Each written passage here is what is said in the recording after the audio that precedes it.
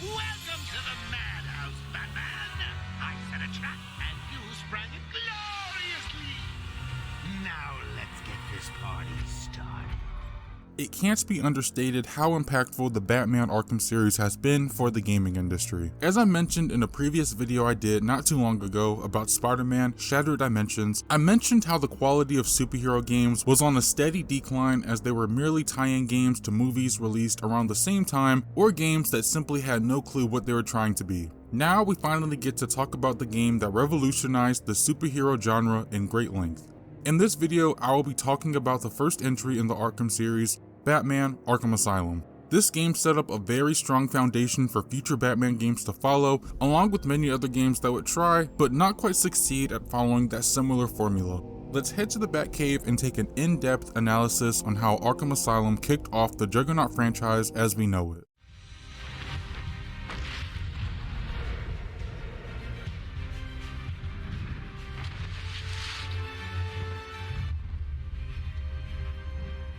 Before jumping into the review, I wanted to give a brief backstory into my introduction to Arkham Asylum. This is one of the few games that had a major impact on me growing up. Batman Arkham Asylum released on August 25th, 2009, so I was only 8 years old at the time. I played a fair amount of superhero games growing up, but I was never at the point where I realized if a game was good or bad. If the IP was recognizable and there was a game for it, I was playing it. However, Batman was still relatively new to me. The only other Batman game I remember playing was Lego Batman on my PSP.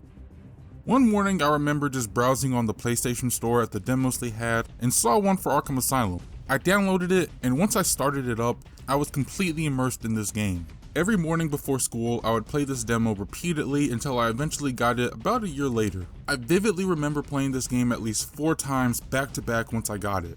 I knew then that this was a very special game. It introduced me to Kevin Conroy as the Caped Crusader, Mark Hamill as the Joker, and a decent selection of Batman's famous villains. As the series grew with each entry, I was further engaged in these characters and the universe. So why am I just now covering it? Well, I've been on a bit of a Batman hyperfixation this past year, most likely due to the Batman movie that released in March of 2022. I was also burnt out on games for a better part of the year, so I wanted to return to something that felt familiar. However, I was on a mission. As I was scrolling through my list of trophies on PlayStation, I happened to stumble upon the Return to Arkham collection and saw I had a decent amount of trophies already. I decided that now would be the perfect time to platinum the entire series, or at least try. I'm looking at you, Arkham Origins. But enough with the rambling, let's get to the part that you guys have been waiting for. Really? I don't mind walking. Ugh. Not so tight, boys. You'll crease the suit. Get that filthy degenerate out of here. For this review, I played the game on both PC and PS5 through the Return to Arkham remaster. However, most of this footage will be based off the PC port. Experiencing it on PC for the first time that way was mind-blowing to say the very least. I honestly have no idea how I managed to play this game for so long on consoles. The first thing that immediately stood out to me was the obviously smooth 60 frames per second. Comparing that to some of the footage I captured through the Return to Arkham remaster, it's clear to see which version easily stands out. For an action game that is focused primarily on hand-to-hand combat, I'll take higher frame rate over slightly improved graphics any day. That isn't to say that Arkham Asylum doesn't look good. This game released more than a decade ago and still looks outstanding. It even looks better than most games that have released over the past few years, and that's saying a lot. The gothic setting of Arkham Island really brings out the dark and eerie tone that the game establishes. The island itself is dark, with buildings being dirty, grungy, and claustrophobic. There are rooms that open up a bit, allowing for larger combat sequences, and the island itself allows the player to breathe for a bit as they travel from building to building. However, most of your playtime will be spent in long stretches of tight hallways, crawling through vents, and fighting in these small arenas. Arkham Island and the many buildings you visit throughout the game are also packed with exciting things to look at. Whether it be long corridors of the medical facility, or the many Easter eggs packed in the Arkham Mansion, I never felt bored making my way through these buildings. It can even be small things like the leaves scattered across the ground, or stains smeared along the floor and walls. There's even a fair amount of detail in the vents, whether it be cobwebs, and even this bottle tying into the game's plot. This made an area that could have easily been drab into something a bit more appealing. Gotta love those vents. Scarecrow's boss fights in particular were visually stunning and broke up the familiarity that I had with the inner workings of the asylum. Each encounter featured assets from the specific building you were in, but provides some interesting twists to these areas. As you progress throughout the game, the island changes drastically as a result, which keeps things interesting. The island is split into 3 distinct parts: Arkham North, Arkham West, and Arkham East. These 3 areas also come with their own set of intriguing secrets to find and are just fun to roam around in. The changes that the game makes also create some new challenges when going back to areas you previously visited. Everything is calm and collected once you first arrive on the island, but after a few hours of chaos that ensues, things aren't so smooth. Groups of thugs will be planted outside of buildings, lunatics roam around the island, and Ivy's plants are ready to shoot you down when you come within range. These are just a few things you'll have to contend with when traveling across the island. The character design in this game is absolutely top-notch. Batman, Joker, Bane, Killer Croc, and many more all look appealing in their own way and very menacing in some cases. Batman's suit takes a heavy beating by the time the game ends, which was a really cool visual indicator to the progress that you're making. There are even a few characters whose design strays quite a bit from the comic book version, like Scarecrow. Rocksteady's version gives him a more frightening look in my opinion, rather than some of the other incarnations we've gotten from this character. On the other hand, I personally felt that Poison Ivy was a bit too much, if you know what I mean. I wouldn't go as far as to say that Rocksteady over-sexualized her by any means, but they couldn't at least give the girl something to cover her legs. This is the case where I probably would have preferred something a bit more accurate to the comics, but I digress. There was a nice sense of realism to all the characters' designs as nothing ever felt too goofy. The character design for the henchmen can become a bit stale after a while though. I wasn't asking for dozens of character models for each prisoner, but you're telling me every prisoner from Blackgate came here with no shirt on and stitches placed all around their head? This is cool, don't get me wrong, but it gets old. There is a little bit of variety by giving them face paint and throwing on the guards' jackets every now and then, but I was overseeing the same white and black guys after a while. The game's animations for the most part were quite impressive. Batman's fighting animation stood out the most, as he has dozens of animations that transition smoothly depending on the direction you're moving and whether or not you're heading into a counter or if the enemy is still on the ground. However, facial animations when talking to different NPCs throughout the island has aged quite a bit. Everyone has this blank stare and the lip syncing can look a bit funny at times, but it was never enough to break my immersion. Something I do want to point out though are the ragdoll physics. They can create some unintentionally comedic moments with how exaggerated they are. I mean, just look at this.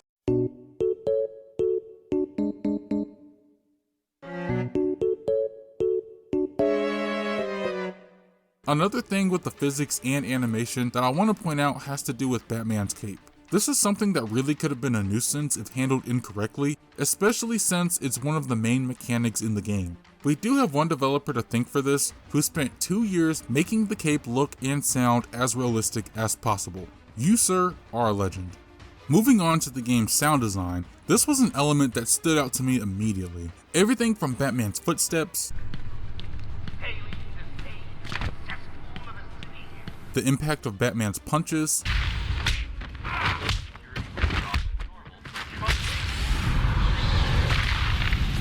his gadgets, and even the sound of the UI all pack a punch and sound excellent. Anyone who has played Arkham Asylum is guaranteed to have PTSD from this sound by now. When it came to the game's music, while the soundtrack didn't particularly stand out to me, there are a few moments where the music does add an additional feeling of suspense. The voice acting here is also outstanding. Numerous Batman voice actors make a return here and do not skip a beat. Kevin Conroy as the titular character continues to portray Batman as a menacing force. You also have Mark Hamill, who does an incredible job playing the Joker, along with Arlene Sorkin, who plays Harley Quinn. There's also plenty of noteworthy voice actors here who do an incredible job. Tom Kane as Jim Gordon, Dino Andrade as Scarecrow, Tasia Valenza as Poison Ivy, and Wally Winger as Riddler were a few that stood out to me. Their performances are further propelled by an amazing script penned by Paul Dini, the writer of numerous animated Batman shows and movies. Even with a few moments where the dialogue can be a bit corny, I'm fine. I eat punks like these for breakfast. everyone here does an amazing job with the amazing work that they were provided. Moving on to the technical aspects, there isn't a lot of negative things to say. Arkham Asylum still holds up well on both the Return to Arkham Remaster and PC. While you can't beat that nearly steady 60 frames per second on PC, the remastered versions on consoles still hold their own and is just as wonderful to experience. Both versions of the game do feature pre-rendered cutscenes presented to us at 30 frames per second. It's not a deal breaker as they still look fantastic. They just aren't as good as what I think could have been achieved if they were handled in-engine. But this was of course most likely due to limitations of the time and the fact that there were very few games doing in-game cutscenes. Aside from some clipping issues, primarily from knocked out enemies, there were no bugs or glitches present during my playthrough. One final note is that the load times were practically non-existent, which is definitely a plus when it comes to modern gaming. Gotham will panic. You're needed there. We're ready to go now, sir. Bane called Dr. Young Bruja. What does it mean? It's Spanish for witch. When people talk about Batman Arkham Asylum, many exclusively bring up the game's combat, and rightfully so. Yet some fail to mention its story and how it's one of the game's strongest aspects. I played through this game twice in the last few months to capture footage, and I was engaged with its narrative each time. Right out of the gate, it throws you straight into the story with Batman taking a captured Joker to the asylum, a home for the criminally insane. As you escort Joker throughout the asylum, a lot is thrown at you in a short time span. There's prisoners who are transferred over from Blackgate Prison, and we get a wonderful look at Killer Croc, who will make an appearance later in the game. You get a vibe for the place that you will spend the next 10 to 15 hours in. All of this sets up what is going to be a fun night for us to play through, but absolute hell for Batman. Once Joker escapes and his master plan is put into motion, this is where things begin to escalate. The player is taken on a series of tutorials that play seamlessly into the game's story.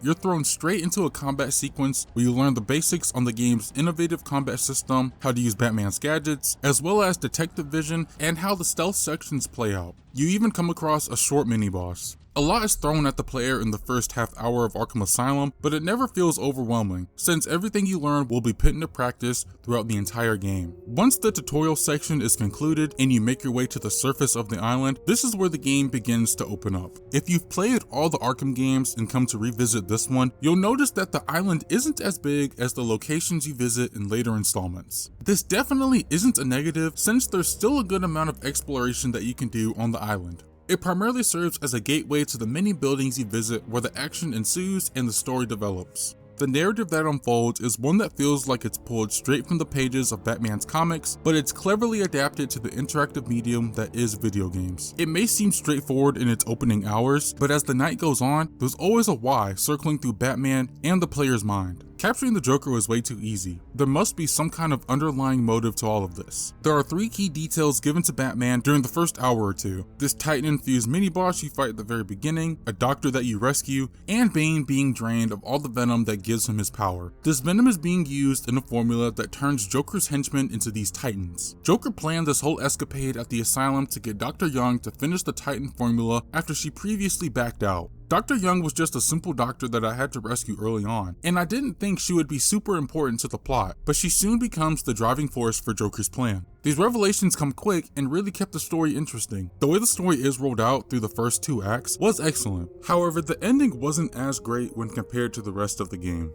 It's revealed that Joker plans on making an army of Titan-infused henchmen to destroy Gotham City.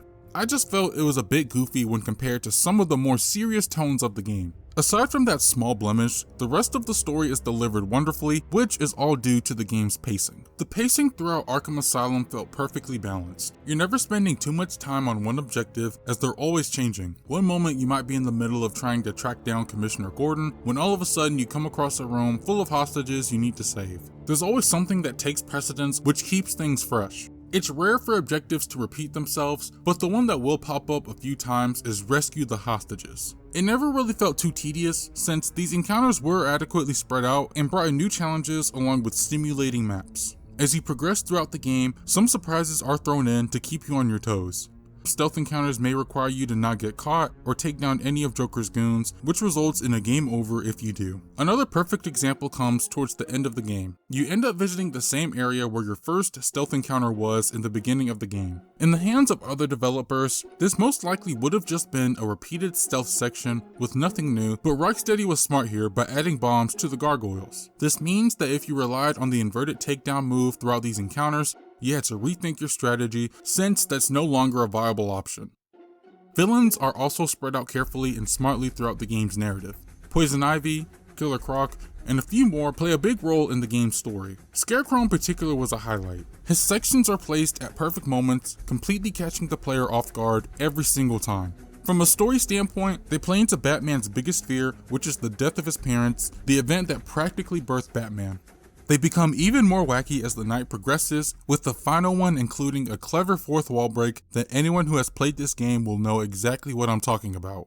These sections could have been annoying in how they randomly stop the story dead in its tracks to do something just out of the ordinary, but again, they are placed smartly and done extremely well. Bane and Poison Ivy were also interesting since they have their own personal motives, which gives these fights more meaning when compared to the others that halt your progress. Even with all the familiar faces roaming the island, there's a couple of new faces that were introduced in this game for the first time. Dr. Young, like I mentioned earlier, and Quincy Sharp, Warden of the Asylum. They fit into the universe very well. It's to the point where I thought they had established lore in the comics already. There's a fine mix when it comes to letting players be in control and letting us sit back to enjoy a cutscene. The developers stated that the cutscenes were used to advance the story and display relationships between characters, things that can't be done within action. This obviously isn't something new for cutscenes, but you gotta remember that this was during a time when a lot of games really put all the actions in the cutscenes, leaving players to wonder why they couldn't do it themselves. A fair amount of dialogue is also given to Batman through the overhead speakers from Joker. I seem to be losing men like there's a plague in town. I guess the bat is back. Oracle also gets a fair amount of dialogue as well, either aiding Batman on what to do next, or relaying some key story information that she just discovered. Hey, this is weird. The payments to Dr. Young's account didn't stop exactly. They were declined. Dr. Young put a block on her account. As the night grows longer and longer, you'll find yourself doing a lot of backtracking, which never grows too repetitive. Arkham Asylum takes heavy inspiration from the Metroidvania genre and is not afraid to show that off. You'll revisit these buildings on the Asylum many times, but as you unlock numerous gadgets and the island changes from the many hazards these villains create, you have to tackle objectives differently. An area that was easily accessed before might be blocked off this time, forcing you to look for a new way to reach this area. It's never to the point where it stops progress, as Batman will simply just say that he has to find a different way around. In the Botanical Gardens, for example, there's one part of the map that has a fairly large gap, one that Batman can't make by gliding or with his Batclaw, essentially locking it off. A few moments later, after dealing with a couple of Titans, you unlock the line launcher, which then lets you get across that gap. The satisfaction of slowly unlocking these gadgets and being able to use them to reach previously locked areas is what kept me going through the many playthroughs of Arkham Asylum. There's even a couple of gadgets that are locked away until you unlock them through the upgrade menu. This includes the remote batarang and sonic batarang. It's never used to progress certain parts of the story, but it can be a fun addition to Batman's arsenal and make stealth encounters a bit easier. One last thing to mention about the story is that there are end credits in the game that don't really tease Arkham City or any other DC video game, but rather created more questions for me. Offshore, a crate of Titan is floating around when a hand emerges from the water, landing on it. Nothing out of the ordinary, except for the fact that you can get 3 different hands, either Bane, Scarecrow, or Killer Croc's. I couldn't find an exact reason why players get different hands, but who knows.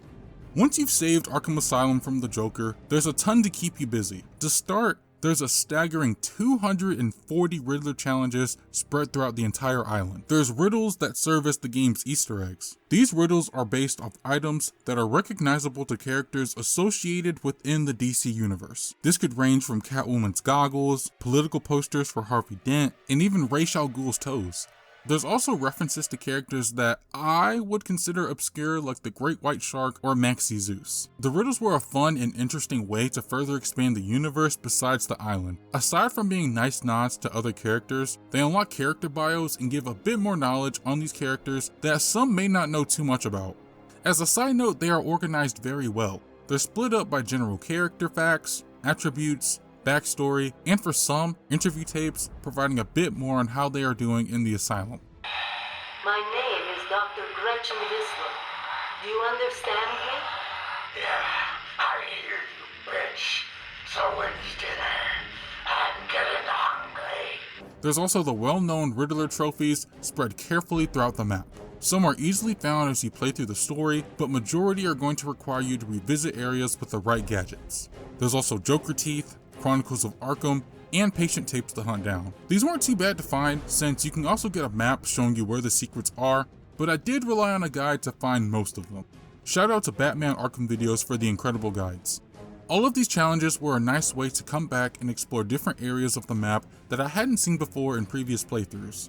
Finally, there's 8 challenge maps, 4 combat maps, and 4 invisible predator maps, all with 2 variations. A normal one on top of an extreme version. This was another element of the Arkham games that I never really touched until I was going for the Platinum Trophy. It was an interesting grind to say the least, but I'll dive into that in the next section. With all that said, the story, along with additional content, really started the series off with a bang.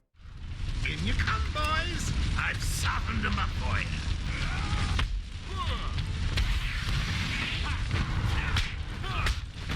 Arguably the most important part of this video lies in the gameplay. The combat in Arkham Asylum was a major stepping stone and completely changed how most games handle combat. It influenced other superhero games like The Amazing Spider-Man 2 and Insomniac's Spider-Man games. However, it wasn't just limited to superhero games. Other studios took this highly successful formula and implemented it into their games. Those published by Warner Bros. Interactive Entertainment like Mad Max and the Middle-earth games, and many more, would run with this system for their own games, and while a lot arguably couldn't get it down, it was enough for people to recognize exactly who they were imitating. Revisiting this entry after playing through the entire Arkham series, Asylum can feel a bit simple with its combat. You have your strike, counter, stun, and dodge, which are all tied to the 4 face buttons. The counter button in particular was easily the biggest change to how action games handle combat. Whenever this little icon appears above an enemy's head, with the press of a button, you can block an attack or knock them back. This idea of how to counter attacks wasn't really new to gaming. The first game that comes to mind is Spider-Man 3. You would get different icons appearing above an enemy's head depending on the attack they are about to do. Arkham Asylum, however, handles this concept in a smart and straightforward way that keeps the free flow combat smooth with each move you make. You're not just limited to these attacks though. As you progress through the game and begin making some upgrades, you can unlock 2 different takedowns that you can enable once you land enough hits. One instantly finishes the enemy you perform it on, while the other is a throw attack which can help you refocus if things start to become a bit too much.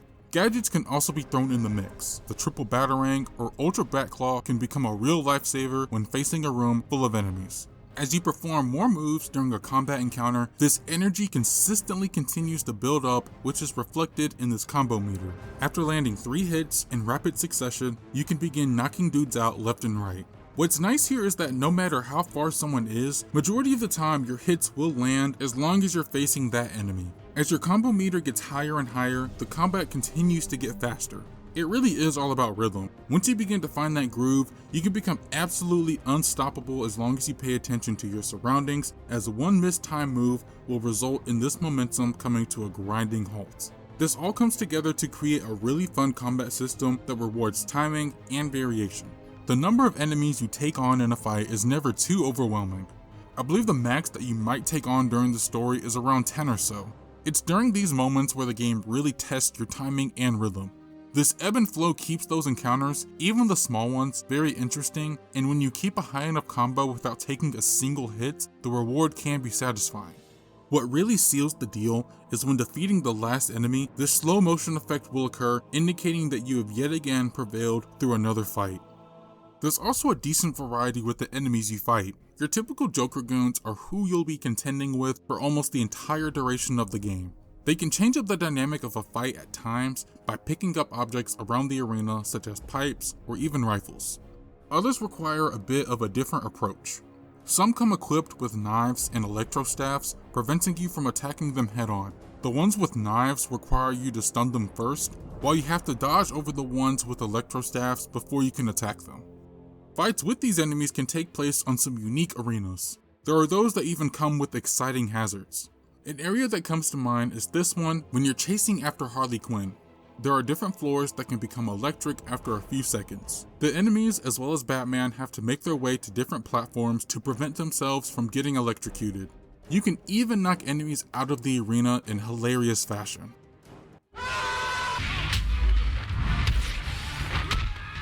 Some arenas also feature electric gates, which is always fun to knock these guys into. Where combat does get a bit weak is in the boss fights. Majority of the bosses you fight in Arkham Asylum are these Titan henchmen. While it makes sense from the direction of the story, you fight them way too often, and the fights play out the same. When they begin to charge towards you, throw a battering at them, which will confuse them, causing them to slam into a wall. You hit them a few times and eventually get to ride on top of them. If there's enemies in the room, it is certainly a blast knocking them back with these enormous guys, but after a few times, it grows to be a bit old. Story bosses sadly suffer the same fate, since some are simply a variation on the Titan henchmen. Bane, along with the final boss, a goofy Titan-fueled version of the Joker, follows this same formula. While Joker's final boss tries to change things up, it still follows a highly repetitive pattern. You don't even really get to fight him. Joker's goons make their way into the arena where you take them all out, and while Joker is above you, gloating, you hit him with a bat claw which brings him down to your level. As he's stuck in the ground, you go to town on him until a section of his health gets knocked out. Then, you just repeat the pattern over again. That's the main issue with the boss fights in this game, is how repetitive they become. They can look cinematic at times, but they can only take things so far. Killer Croc and Scarecrow were the more interesting boss fights to me. While not traditional bosses, they shake up the formula and offer different challenges when compared to the other fights. In Killer Croc's lair, you have to walk slowly along these planks to avoid being caught by him. Every now and then he will pop out of the water and you have to attack him with your batarang. If you were like me and played these sections as a kid, it was sure to leave you frightened for a few nights.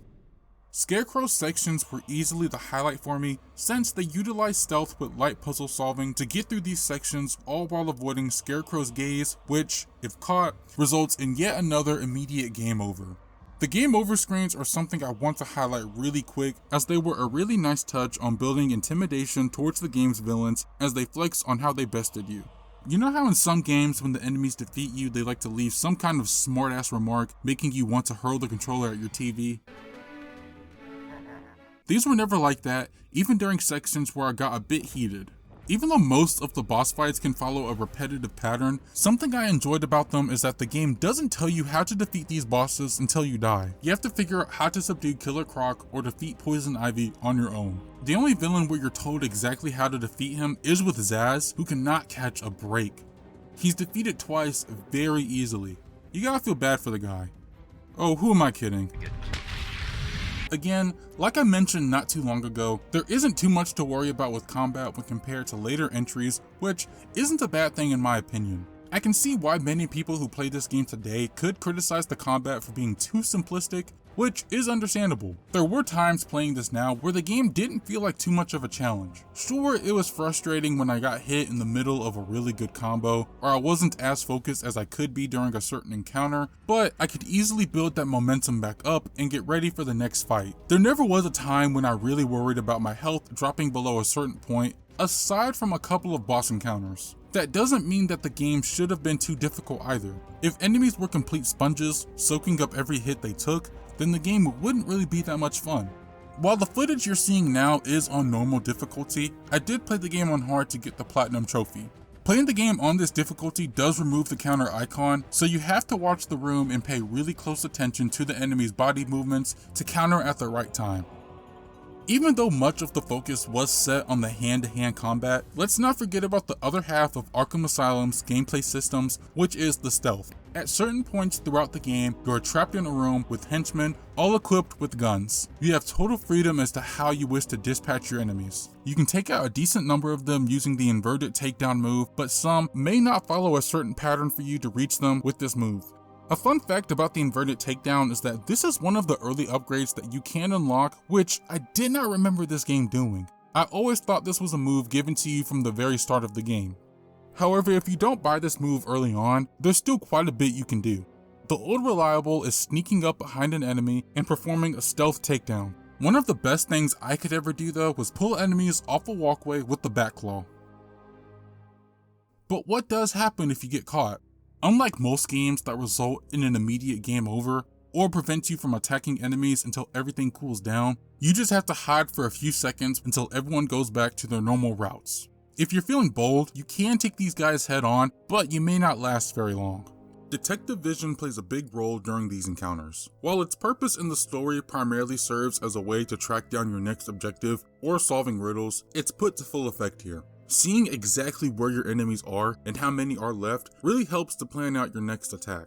It highlights destructible objects which can be used to your advantage if you want to take out multiple enemies at once, or if you want to perform a takedown from above through a glass window.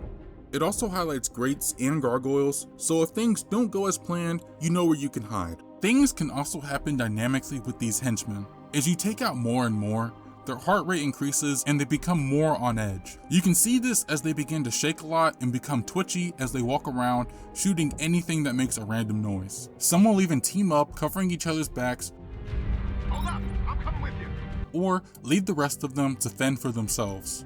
To change things up, these sections in the latter half of the game see men armed with suicide collars. These collars make noise whenever you take down an enemy, and everyone else will come rushing towards them, meaning you'll have to make a quick escape after a takedown. These stealth sections can really show the frightening effect Batman has on these enemies, and as a result, creates a fun little section that breaks up the overall pace of the game.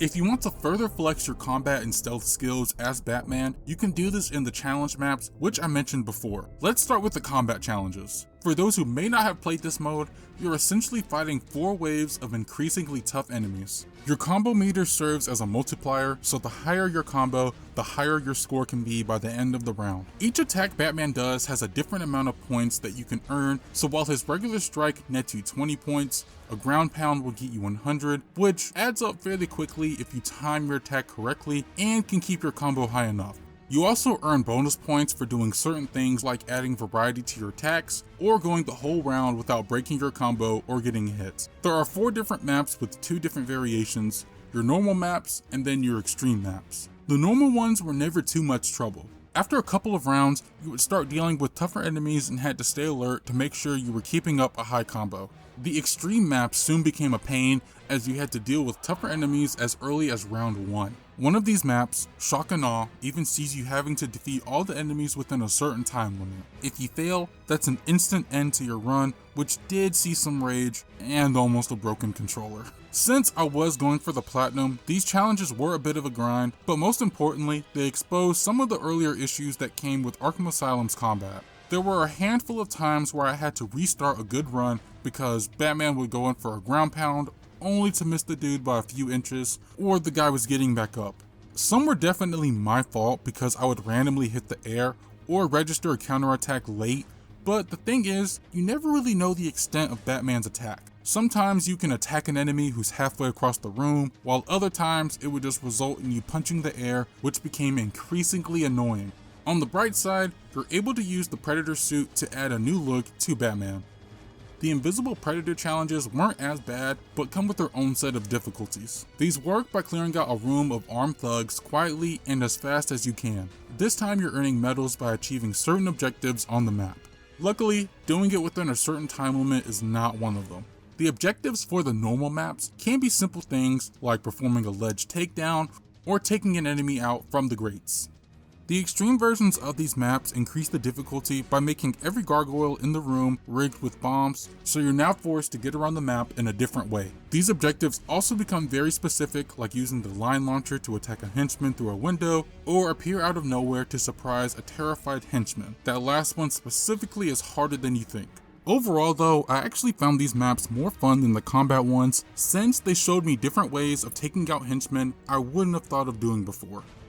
Joker is also a playable character during the challenge mode, whether it be combat or the Predator challenges. His moveset during the combat encounters is quite limited, but I was never expecting to play as a fully armed Joker with a moveset like Batman. The controls are practically the same as Batman, so it's not a drastic departure. Instead of thugs, you're fighting guards, and his takedowns are pretty cool to watch. He also has a gun, so if you have some beef with Commissioner Gordon, you can always take your frustrations out on him. Predator challenges were a bit on the weaker side in my opinion. Not because you can't swing from gargoyles or anything like that, just a couple of little changes that were a bit of a hassle to deal with. Like the fact that you can't use some sort of x-ray vision without putting on these goggles, which completely locks you in place. It's a fun distraction if you want more out of your Batman experience. Plus, seeing the Joker hit the gritty after a takedown never failed to make me laugh. I say right foot creep, ooh. If you're looking for more fun and challenge as Batman, these maps can help you further increase your skills as the Caped Crusader. They can be a bit of a grind if you're going for all the trophies in the game like I did, but once you complete them all with every medal achieved, it can be very rewarding. See you tonight, Barbara. Shame about your car. Can I give you a ride? Thanks, Jim, but I have one on the way. Get some rest. You deserve it. Batman Arkham Asylum is a video game that I hold on to very fondly.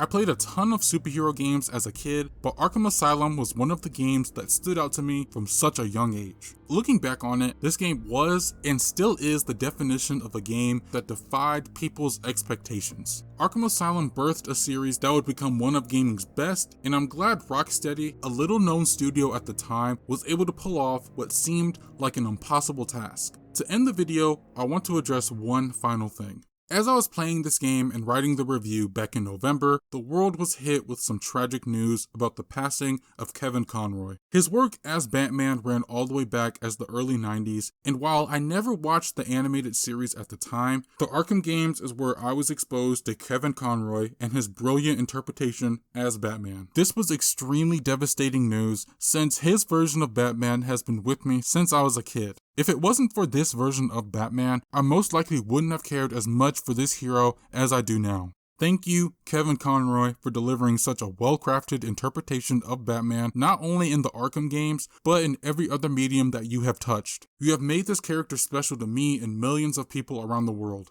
Rest in peace to the one and only Batman.